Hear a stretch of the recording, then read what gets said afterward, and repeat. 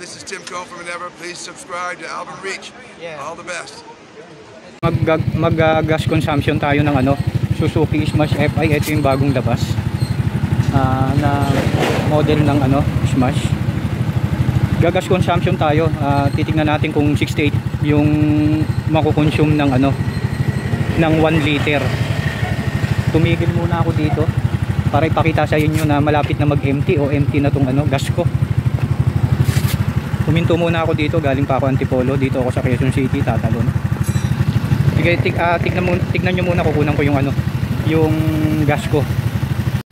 Ito yung latest model ng ano, Smash FI 115 ano cc. Kita ba? Ayan o, nag-gauge the lights eh. Yan, empty. Nasa red na, empty. Bumili na ako ng ano, ng 1 liter na ano, na gas sa gas station. Nilagay ko sa galon, dinala ko para kung sakaling tumigil na, nawala na ng gas. Doon pa lang magsisimula yung ano, yung pag-refill ko ng gas na 1 liter. Tapos checkin natin kung hanggang saan nararating ng 1 liter.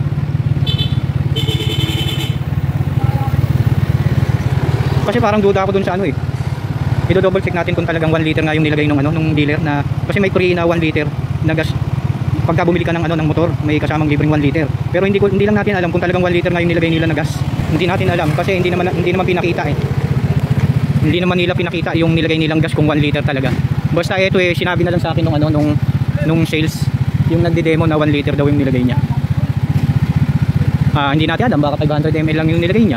Kaya ito ay gagas consumption natin kung talagang ilang kilometer yung 1 liter. 68 kasi parang nahalata ako pag bumabiyahe ako, parang yung ano ko, yung 100 pesos is 1.8. 1 liter and 8 ml. Eh madaling maubos, parang hindi totoo yung 68 kilometer eh. Parang tansya ko parang ganun din, katulad din sa carb na ano, na parang ano rin, parang ganun din. Pero ito, double check natin kung talagang totoo nga na 68 kilometer yung 1 liter niya. Kasi parang ang bilis maubos ng ano ko eh, 100 pesos ko eh. Para mamaya kukuhaan natin uli ng ano, ng video yung gas kung talagang ano, para malaman natin kung ano, 1 liter is 68 km ba talaga. Tumigil muna ako dito kasi nakita ko ng ano na eh, empty na yung gas ko eh. Pero yung empty na yan, tingin ko mayroon pang laman yan eh. May laman pa yan siguro, mga less than 1 liter o mga ano, 500 ml or less. Sige guys, mamaya na lang ulit check natin. Tapos kukuhaan ko uli ng ano, itong ano, yung panel kung ilan na. Tapos ito pala yung ano niya, yung kilometer na tinakbo niya. Pero mamaya kukuhaan uli natin yan pag nirepillan ko na uli ng gas. Sige guys, biyahe uli ako. Okay guys, dito tayo sa ano, sa Pure Gold parking lot. Pure Gold Divisoria, Tutuban. Pure Gold. Pure Gold, ewan ko kung basta banda doon, hindi ko alam kung sure na Tutuban. So ito na guys, so empty pa rin siya. Kanina kinunan ko to huling video, ano, 13 ba yun? Ano, 220. Kanina kinunan ko to ng huling video is 212 yat. So tumakbo pa siya ng ano, tumakbo pa siya ng 7 km from Quezon City, tatalon Quezon City hanggang dito sa may Divisoria, 7 km. So naka red pa rin siya, hindi pa ubos yung gas niya. Kasi mamaya na lang ulit guys, kukuhaan pa natin siya pag tumigil na, pag tumirik na wala ng gas. Doon pa lang tayo magi-start ng gas consumption kasi sasalina natin ng 1 liter na gas. 1 liter na gas, tapos doon na magsisimula yung gas consumption. Titignan na lang natin yung kilometer from time to time pag bumabiyahe na tayo ulit. Okay guys, dito to sa may bandang Tutuban, Divisoria. Pure Gold parking tayo. Buwan ng parking dito. Halos walang sasakyan. Pinaka 6 floor yata to. 6 floor ba to? Pinakataas to eh.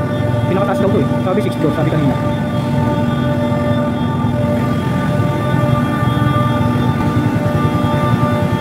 Guys, dito nga pala no, meron akong naririnig nung bagong bili ko pa lang to, yung pag-uwi ko sa bahay, may naririnig akong ano, Ayan o, pakinggan nyo.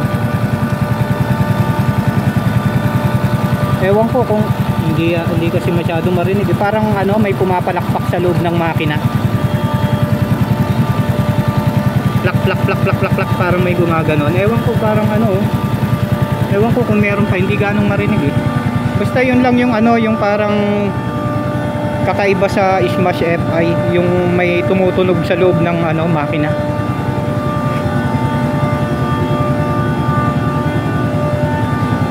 Ay, maganda naman siya oh. Malakas din yung ano niya, yung headlight. Tapos maganda rin yung ano niya. Sige, tuloy-tuloy na natin tong vlog. Ipa-part 2 na lang natin pagka humaba na yung video. Ngayon lang uli ako kasi nakapag-vlog eh. Walang time. Kaya lubos-lubusin na natin.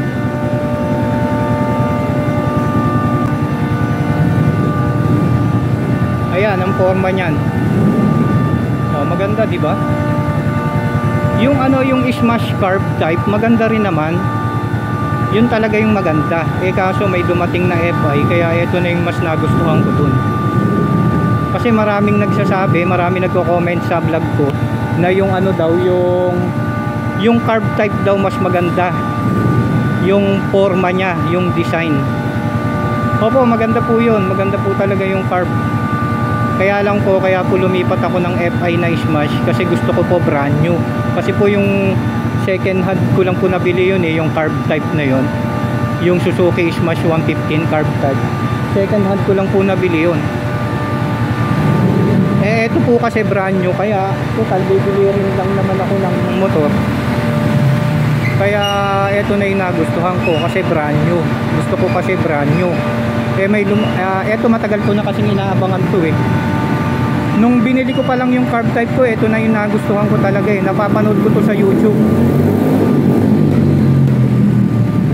Napapanood ko to sa YouTube dati. Kaya lang ang pinagkaiba yung kulay, hindi ganito yung kulay. Kaya nga na medyo na ano ako eh. Nadismaya ako nung eto yung lumabas na ano sa Pinas na model, yung kulay hindi ko nagustuhan.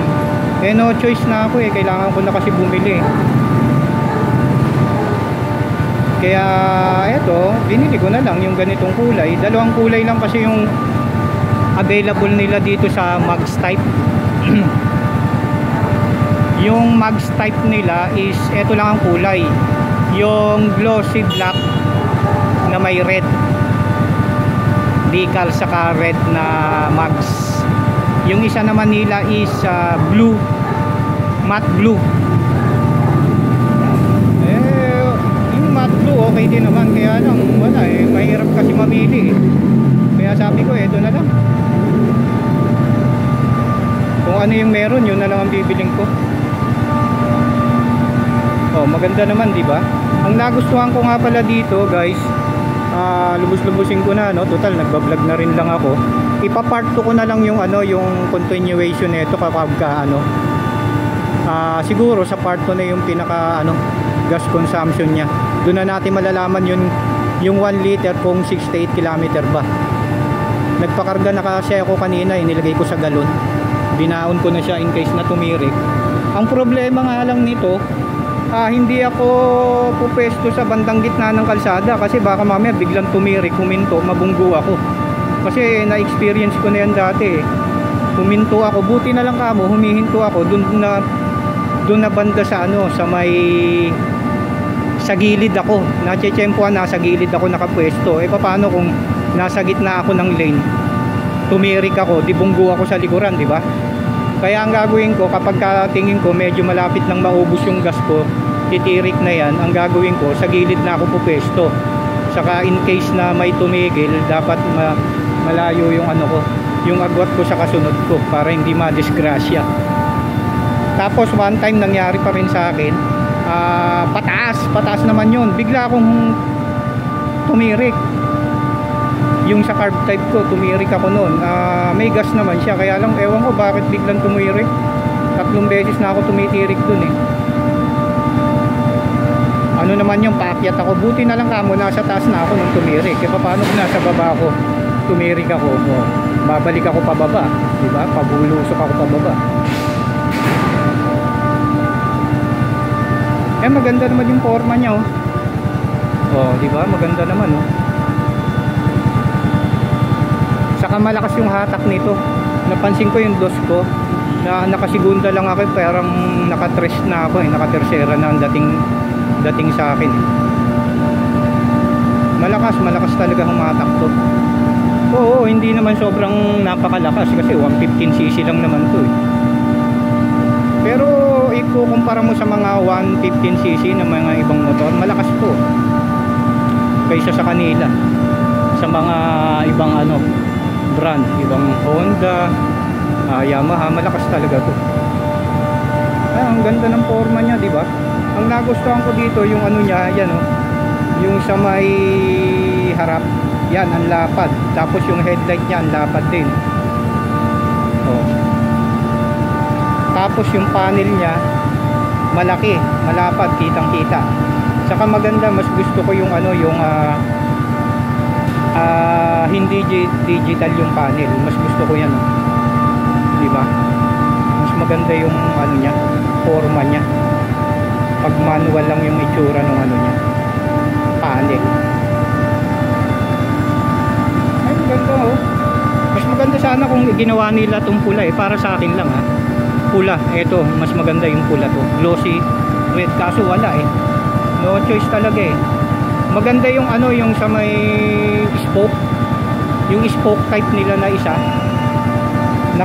yung naka-rim lang, maganda yung kulay nun. Sana yon ang ginawa nila, yung kulay nun dapat nilagyan nila ng mugs para maganda. Dapat yun ang ginawa nilang mugs, yung red, glossy red. Wala, hindi nga magkatugma yung ginawa nila, hindi magkatugma yung kulay, hindi magkatugma yung mugs. Inilagay dapat dun sa magandang kulay.